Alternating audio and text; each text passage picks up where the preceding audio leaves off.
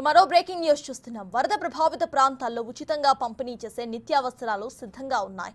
సరుకు లోడుతో వాహనాలు రెడీ అయ్యాయి. విజయవాడ బీఆర్ఎస్ రోడ్డు నుంచి మరి కాసేపట్లో బయలుదేరబోతున్నాయి. మొత్తం 1200 వాహనాలను ఏర్పాటు చేశారు. ఈ పాస్ పంపిణీ చేయబోతున్నట్లుగా మంత్రి నాదెండ్ల మనోహర్ చెప్పారు. రేషన్ కార్డు లేని వారికి ఆధార్ కార్డు ఆధారంగా సరుకులు పంపిణీ చేస్తారు. అయితే రాష్ట్ర పౌర సరఫరా శాఖ, రెవెన్యూ, పోలీసు శాఖలు సమన్వయంతో ఉచిత పంపిణీ కార్యక్రమాన్ని చేయబోతున్నారు.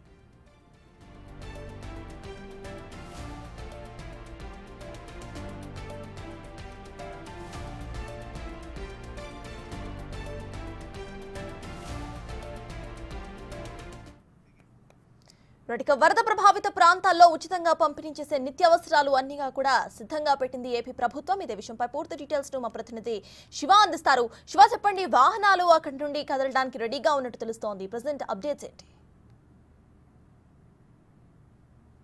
చూసుకుంటే కనుక ఏదైతే విజయవాడ పరిసర ప్రాంతాల్లో, విజయవాడ నగరంలో దాదాపుగా 21 ప్రాంతాల్లో గత 5 రోజుల కాలంగా వర్షాల మూలంగా అనేక ప్రాంతాలు కూడా లోతట్టుమయ్యాయి. వీరందరి కోసం 70 పునరావాస కేంద్రాలు ఏర్పాటు చేశారు.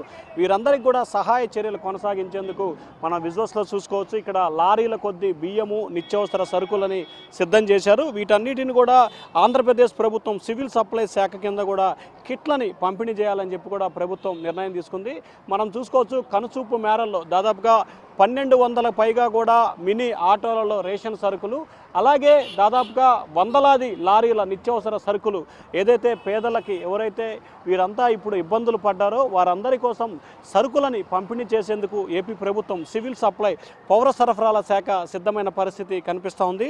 కనుచూపు మేరల్లో మొత్తం కూడా వందలాది వాహనాల్లో 1200 పైగా ఆటోలు, అలాగే దాదాపుగా వందల కొద్ది లారీలకు సంబంధించిన సరుకులు, వీటన్నిటిని కూడా నిత్యావసర సరుకులు తీసుకొచ్చిన పరిస్థితి కనిపిస్తూ ఉంది. వీటన్నిటిని కూడా మరికొద్ది సేపట్లోనే ఎక్కడైతే పునరావాస కేంద్రాలు ఉన్నాయో, ఎక్కడైతే గ్రామాలు, ప్రాంతాలు నీట మునిగినాయో వారందరికీ కూడా తరలించేందుకు అధికారులు పూర్తి స్థాయిలో కసరత్తు చేస్తూ ఉన్నారు. ముఖ్యంగా బియ్యం, కందిపప్పు, నూనె, పామాయిలు, చింతపండు, వీటికి సంబంధించిన నిత్యావసర సరుకులు రాష్ట్రంలోని వివిధ జిల్లాల నుంచి కూడా ఈరోజు ఉదయానికి విజయవాడ చేరుకున్నాయి. వీటన్నిటిని కూడా సివిల్ సప్లై శాఖ నేతృత్వంలో కూడా పంపిణీ చేసేందుకు అధికారులు సిద్ధం చేస్తున్న పరిస్థితి కనిపిస్తూ ఉంది. ముఖ్యంగా ఆంధ్రప్రదేశ్ ప్రభుత్వం వరద బాధితుల సహాయార్థం కూడా నిత్యావసర సరుకుల పంపిణీ కార్యక్రమం కింద ఈ వాహనాలను వినియోగిస్తున్నారు. ప్రతి వాహనంలో కూడా బియ్యము, సరుకులు, అలాగే కందిపప్పు, పంచదార, వీటికి సంబంధించి పామాయిలు, ఏదైతే నిత్యావసర సరుకులకు సంబంధించి కావాలో వాటన్నిటికీ సంబంధించిన సరుకులని ఇక్కడ లోడ్ చేసిన పరిస్థితి చూసుకోవచ్చు. దాదాపుగా వందల కొద్ది వాహనాలు, 1200 ఆటోలు, అలాగే 150కి పైగా లారీల్లో నిత్యావసర సరుకులని ప్రభుత్వం వివిధ జిల్లాల నుంచి కూడా విజయవాడకి చేర్చింది. వీటన్నిటిని కూడా మరికొద్ది సేపట్లోనే పంపిణీ చేసేందుకు ఏపీ ప్రభుత్వం పూర్తి స్థాయిలో కసరత్తు చేస్తూ ఉంది. మరికొద్ది సేపట్లో ముఖ్యమంత్రి చంద్రబాబు చేతుల మీదుగా కానీ, లేకపోతే సివిల్ సప్లై శాఖ మంత్రి నాదెండ్ల మనోహర్ చేతుల మీద కానీ ఈ కార్యక్రమాన్ని ప్రారంభించేందుకు అధికారులు అయితే కసరత్తు చేస్తూ ఉన్నారు. ఓవరాల్గా చూసుకుంటే దాదాపుగా 2 లక్షల మంది పైగా కూడా నిర్వాసితులైన పరిస్థితి కనిపించింది. గత 4 రోజుల కాలంగా అంటే నిన్నటి వరకు కూడా వీరందరికీ ఆహార పొట్లాలు, ఉచితంగా మంచినీరు, ఆహార ప్యాకెట్లు, ఫుడ్ సప్లై చేశారు. తాజాగా ఈ రోజు నుంచి కూడా ప్రతి ఒక్కరికి, రేషన్ కార్డు ఉన్న ప్రతి ఒక్కరికి 25 కేజీల బియ్యం, అలాగే కేజీ కందిపప్పు, పామాయిలు, అలాగే మరికొన్ని నిత్యావసర సరుకులను పంపిణీ చేయాలని చెప్పి ప్రభుత్వం నిర్ణయం తీసుకుంది. వాటన్నిటికి సంబంధించి పంపిణీ చేసేందుకే ఈ వాహనాలన్నింటినీ కూడా ఇక్కడికి చేర్చడం జరిగింది. వాటితో పాటుగా ఒకవేళ రేషన్ కార్డు, ఎవరికైతే ఆధార్ కార్డు లేని వాళ్ళకి రేషన్ కార్డుని వినియోగించుకోవాలని చెప్పి కూడా ప్రభుత్వం ఉత్తర్వులు జారీ చేసింది. రేషన్ కార్డు చాలా తక్కువ మందికి ఉంటుంది, మరికొంతమందికి రేషన్ కార్డు లేదు. కాబట్టి రేషన్ కార్డు లేని వాళ్ళంతా కూడా ఆధార్ కార్డు చూపించుకొని సరుకులు తీసుకోవచ్చు అని చెప్పి సివిల్ సప్లై శాఖ మంత్రి నాదెండ్ల మనోహర్ చెప్పడం జరిగింది.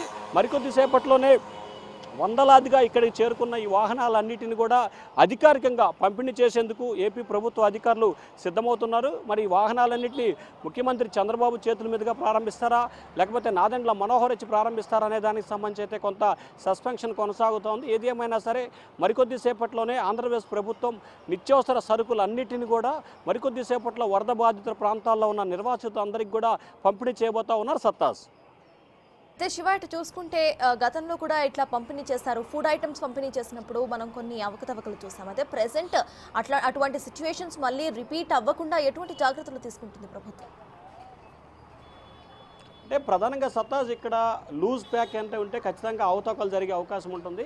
కానీ డైరెక్ట్గా మిల్లర్ల నుంచి ఎక్కడైతే మ్యానుఫ్యాక్చర్ జరుగుతుందో అక్కడి నుంచే ఏపీ ప్రభుత్వం డైరెక్ట్గా కొనుగోలు చేస్తుంది. మనం ప్రస్తుతం ఇక్కడ కొన్ని బ్యాగ్స్ ఉన్నాయి, రేషన్ బియ్యం సంబంధించిన బ్యాగ్స్ ఉన్నాయి. అవి కూడా 25 కేజీలకు సంబంధించిన బ్యాగ్స్. ఎక్కడా కూడా దాంట్లో అవకతవకలకి పాల్పడటానికి అవసరం లేకుండా కరెక్ట్గా ఏదైతే సూపర్ మార్కెట్లలో వినియోగిస్తారో వాటినే డైరెక్ట్గా బ్యాగులుగా తయారు చేసి ప్యాక్ చేస్తున్న పరిస్థితి కనిపించింది. ఇక మరొక దాంట్లో కూడా చూసుకోవచ్చు, అక్కడ పంచదారకు సంబంధించిన మరొక బ్యాగ్లో ఉన్నాయి. అక్కడ కూడా 50 కేజీలకు సంబంధించిన పంచదార బ్యాగ్. అంటే వాటికి సంబంధించి మాత్రం కేజీలు 2 కేజీల చొప్పున కూడా డివైడ్ చేసి పంపిణీ చేస్తారు. కానీ ఒక బియ్యానికి సంబంధించి మాత్రమే పూర్తి స్థాయిలో 25 కేజీలకు సంబంధించిన బ్యాగును తయారు చేశారు. ఇక మరొక వైపు చూసుకుంటే కొన్ని నిత్యావసర సరుకులు ఏదైతే ఉన్నాయో అక్కడ ఒక క్యారీ బ్యాగ్కు సంబంధించి కూడా ఆ బ్యాగ్లో కందిపప్పు, నూనె, చింతపండుతో పాటుగా మిగిలిన కొన్ని నిత్యావసర వస్తువులు ఇచ్చేందుకు కూడా ఒక క్యారీ బ్యాగులో అంటే కర్ర సంచి దాంట్లో క్యారీ బ్యాగ్లో కూడా కిట్టుని ఏర్పాటు చేశారు. ఆ కిట్టుతో పాటుగా ఈ 25 కేజీల రేషన్ బ్యాగ్ని ఏపీ ప్రభుత్వం వరద బాధితుల కోసం సహాయార్థం పంపిణీ చేయబోతూ ఉంది. అయితే ఇక్కడ ప్రధానంగా మనం ఒక అంశాన్ని గమనించాలి. గతంలో ఎప్పుడు వరదలు వచ్చినా కానీ 5 కేజీలు 10 కేజీలకు సంబంధించి మాత్రమే బియ్యము సరుకులు పంపిణీ చేస్తారు. కానీ మొట్టమొదటిసారిగా ఏపీ ప్రభుత్వం 25 కేజీల రేషన్ 25 కేజీలకు సంబంధించి రేషన్ అంటే బియ్యాన్ని ఏదైతే సూపర్ మార్కెట్లో లభించే హై క్వాలిటీ బీబీటీ బియ్యాన్ని ఇవ్వాలని ప్రభుత్వం నిర్ణయించుకుంది. దానిలో భాగంగానే ఆ విజువల్స్లో లారీలో కూడా చూసుకోవచ్చు, హై క్వాలిటీకి సంబంధించిన బియ్యాన్ని దాదాపుగా 100ల కొద్ది లారీల్లో ఏపీ ప్రభుత్వం విజయవాడకు చేర్చింది.